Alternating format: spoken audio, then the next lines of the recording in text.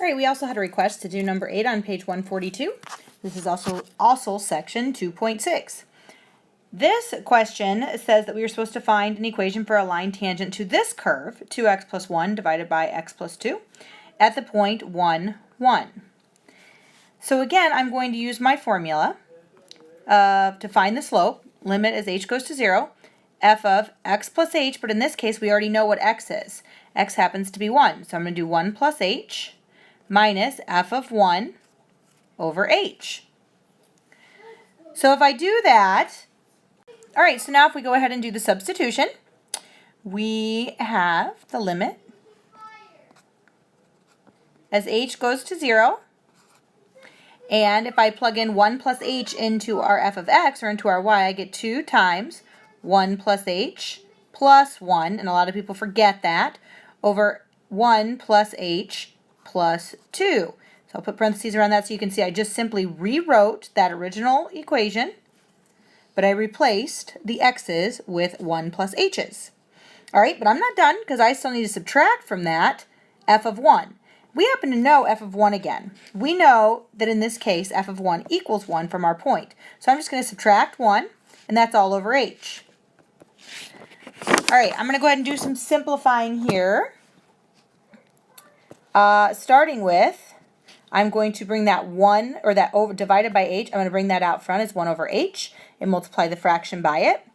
And I'm going to get 2 plus 2h plus 1 over 3 plus h, that whole thing minus 1. All right, so I just distributed on the top there and combine like terms on the bottom. I'm going to go ahead and combine like terms. So I have the limit as h goes to 0. Remember, we have that 1 over h out front. And it's going to be 3 plus 2h's over 3 plus h minus 1. Now we need to get a common denominator here. And our common denominator is going to be 3 plus h.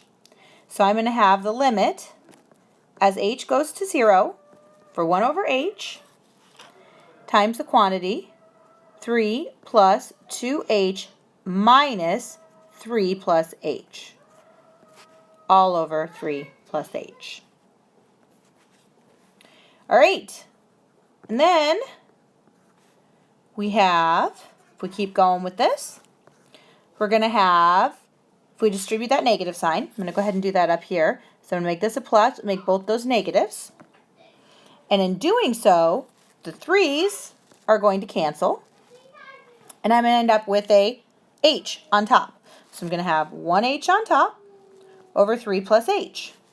Now I can reduce the h's, and when I plug in the 0, I'm going to get 1 over 3. So the slope of this equation is 1 over 3 at the point 1, 1. All right, so if we still need to write an equation for the line. And since I don't actually have to graph these, then we can just use our y minus y equals our slope times x minus x equation again, and we can leave it in that form this time. So I'm going to have y minus the y equals slope times x minus the x, and we will call it done.